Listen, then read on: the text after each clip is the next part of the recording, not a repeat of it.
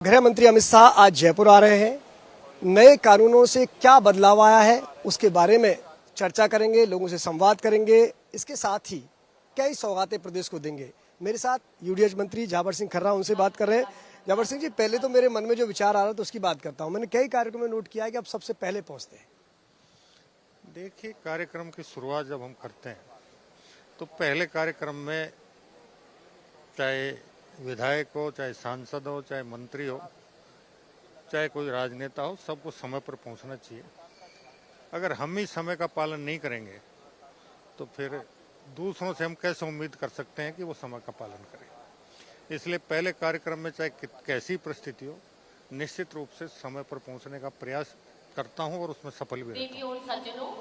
अमित शाह के दौरे को लेकर क्या कहेंगे आप? अमित शाह का आज दौरा है और एक कानूनों में बदलाव को लेकर किस रूप में देखते हैं?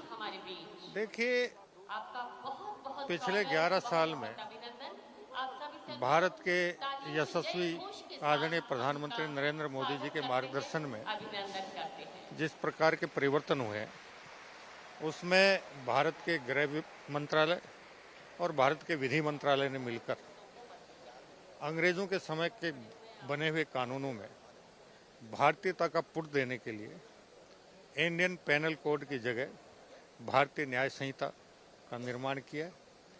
दूसरे कानूनों में भी भारतीयता का पुट देने का प्रयास किया है और आज उसी के संदर्भ में भारत के यशस्वी गृह मंत्री माननीय अमित शाह जी जयपुर आ रहे हैं।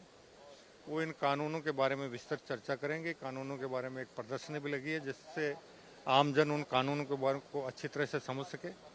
और उसके अलावा राइजिंग राजस्थान के अंतर्गत जो समझौते पत्रों पर हस्ताक्षर हुए थे, उनमें से लगभग 4 लाख करोड़ रुपए के निवेशों की ग्राउंड ब्रेकिंग भी आज होगी और लगभग 9,500 करोड़ रुपए के नए विकास कार्यों का शिलान्यास और लोकार्पण भी उनके कर कमलों से होगा। आपसे जुड़ा हुआ सवाल है निकाय चुनावों को लेकर, क्यों अभी भी विपक्ष कई बार आप पर सवाल खड़े कर रहा है, क्या चुनाव करा पाएंगे समय पर? देखिए, स्वायत्त शासन विभाग और राजस्थान सरकार दोनों के स्तर पे जो काम होना था वो काम हम पूर्ण कर चुके हैं। नगर निकायों के सीमा विस्तार का गजट नोटिफिकेशन हम बहुत पहले जारी कर चुके हैं। उसके बाद वार्डों का पुनर्गठन और पूर्ण सीमांकन होना था, उसका भी गजट नोटिफिकेशन हम जारी कर चुके। हाँ, अभी 3-4 दिन पहले माननीय राजस्थान उच्च न्यायालय ने एक नगर निकाय के वार्डों के पुनर्गठन को लेकर दोबारा से विचार करने का निर्णय दिया है। वो भी हम 15-20 दिन में उसे भी पूर्ण कर देंगे। राज्य सरकार और स्वायत्त शासन विभाग के स्तर पे पूरी तैयारी है।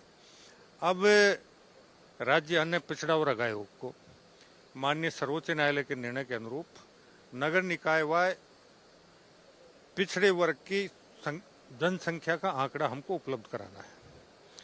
जैसे ही वो आंकड़े उपलब्ध कराएंगे, हम तुरंत 1 सप्ताह में आरक्षण की लॉटरी निकालकर इस प्रक्रिया को भी पूरी कर देंगे। उसके बाद राज्य निर्वाचन आयोग को मतदाता सूची का काम चल रहा है। पिछले महीने में राज्य निर्वाचन आयोग ने जल्दबाजी में जो निर्वाचक नामावली तैयार करने का कार्यक्रम जारी किया, उसमें पुराने परिसीमन के आधार पर मतदाता सूची बनाने का कार्यक्रम जारी कर दिया था।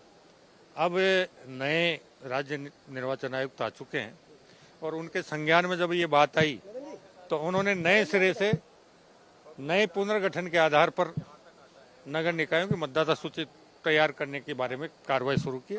जैसे ही राज्य निर्वाचन आयोग मतदाता सूची तैयार कर लेगा और राज्य अन्य पिछड़ा वर्ग आयोग अपने आंकड़े उपलब्ध करवा देगा, उसके तुरंत बाद हम राज्य निर्वाचन आयोग को एक राज्य एक चुनाव के तहत राज्य के 309 नगर निकायों के चुनाव कराने के लिए अनुरोध पत्र भेज देंगे।